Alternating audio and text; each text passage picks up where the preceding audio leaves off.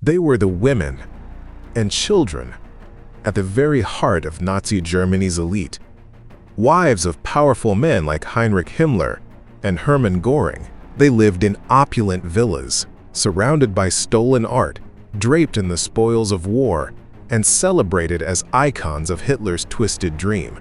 Their children? They were raised to be the future of a so-called Tausendjähriges Reich, a 1,000-year empire.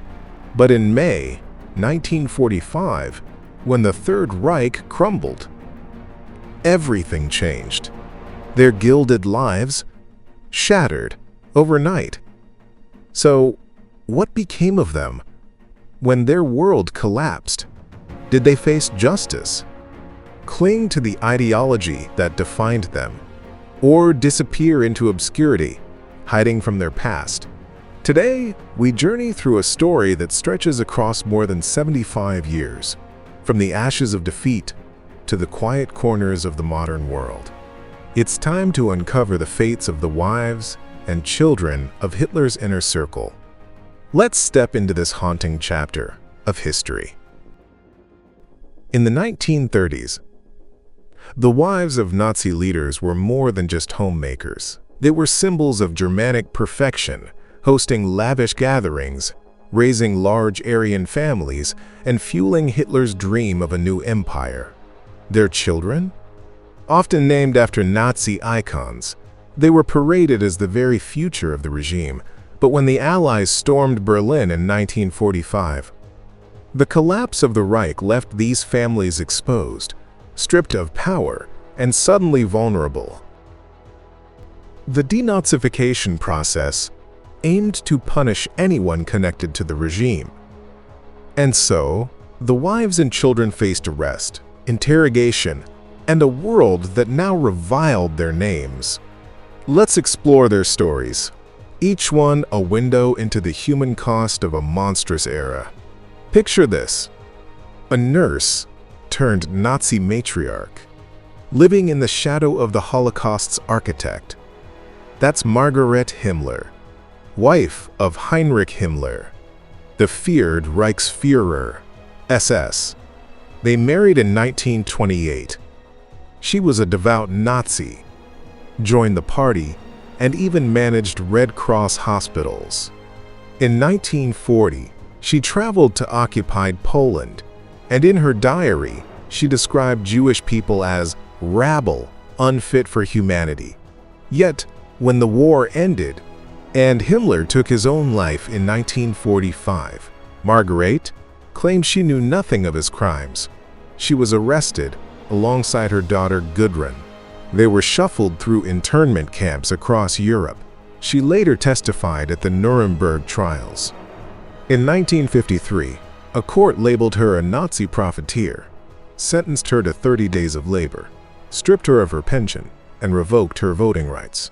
She lived the rest of her life in quiet obscurity, using a false name, and died in Munich in 1967 at the age of 73, bitter and unrepentant.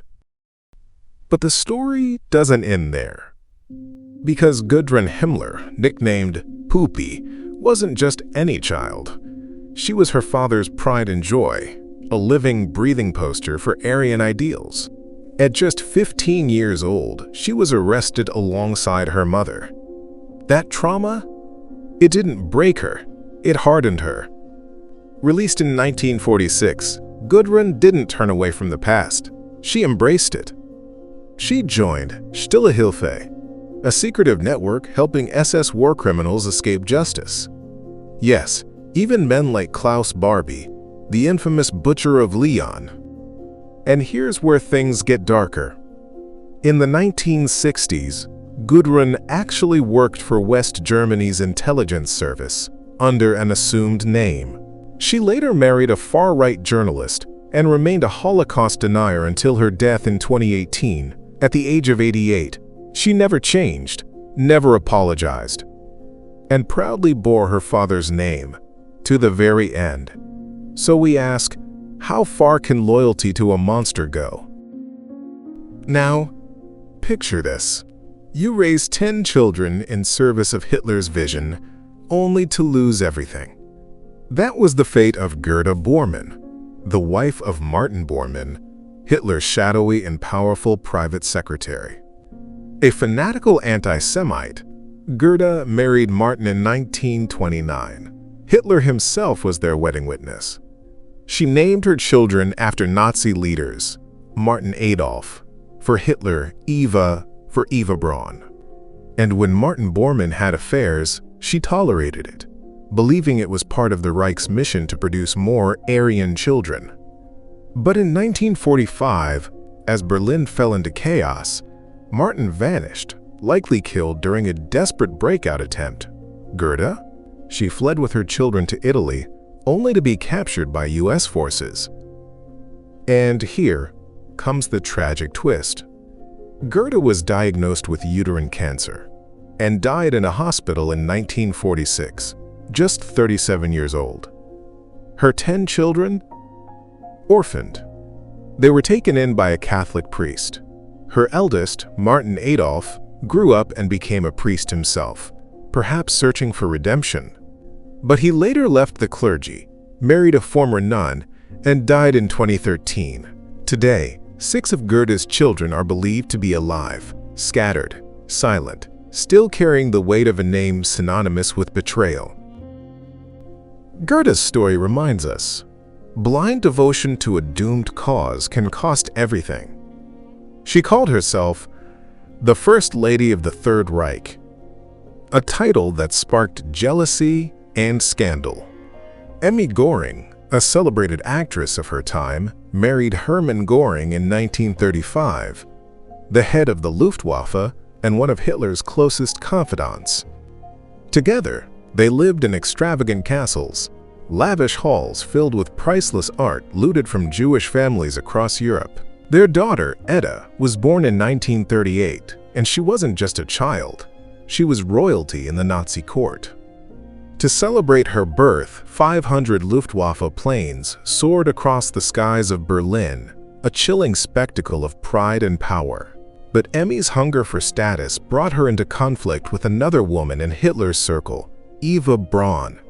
Their rivalry became infamous, and when Emmy tried to assert herself at Hitler's private retreat, the Berghof, she was banned. A personal snub, a public humiliation, and then the war turned. As the Reich collapsed, Hermann Göring made a desperate play to succeed Hitler. But his ambition backfired. He was arrested by Hitler's loyalists, and later by the Allies. Emmy and young Edda? Captured. They were sent to a US internment camp. Their empire, their titles, their illusion of nobility, gone overnight. Convicted as a Nazi, Emmy Göring served 1 year in prison. She lost 30% of her wealth. Her career as an actress was shut down, banned from the stage for 5 long years. Gone were the castles, the silk gowns, the luxury once paid for in blood and plunder. She and her daughter Edda moved into a modest flat in Munich, a far cry from their former grandeur. In 1967, Emmy published her memoir, My Life with Göring, a book not of reflection but defense. She praised her husband, framing him not as a war criminal but as a misunderstood patriot. She died in 1973, aged 80, still unapologetic, still clinging to the myth of the man she loved. Edda Göring, bright and poised, studied law, but her life was shadowed by the name she carried. She fought bitter legal battles to reclaim her father's looted art and lost nearly all. In the quiet corners of Munich, rumors whispered of her romance with a journalist tied to Nazi revival circles. She rarely spoke publicly, but those close to her say she never stopped defending her father's memory. In 2018, she died at 80, her burial kept secret, a final act of silence for a woman whose past never let her go. Their story is not just about history. It's about the stubborn pride of a family unwilling to let go, of a name, a legacy, a lie that once ruled the world. What if you introduced your husband to Adolf Hitler? Ilse Hess did just that. A fervent believer, she married Rudolf Hess, Hitler's loyal deputy, in 1927, But her Nazi roots ran deeper still. She joined the party in 1921, a decade before most even knew its name. She stood by Rudolf even after his bizarre solo flight to Scotland in 1941, a so-called peace mission that landed him in lifelong imprisonment. Arrested after the war, Ilse spent years in internment, but when released in 1948, she didn't hide. She opened a boarding house in Aargau, wrote books like England, Nuremberg, Spandau, and defended her husband at every turn. Even more disturbing, she supported Stille Hilfe, a secretive group that aided SS war criminals across Europe. Until her death in 1995, at 95 years old, Ilse remained unshaken, a proud Nazi to the end. Her son, Wolf Rüdiger Hess, born in 1937, was raised in the long shadow of Spandau prison.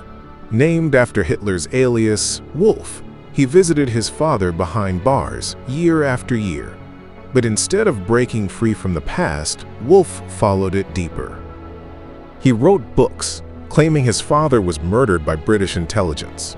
Theories debunked by DNA, dismissed by courts, but believed by him to the end. Active in neo-Nazi circles, Wolf died in 2001, aged 63.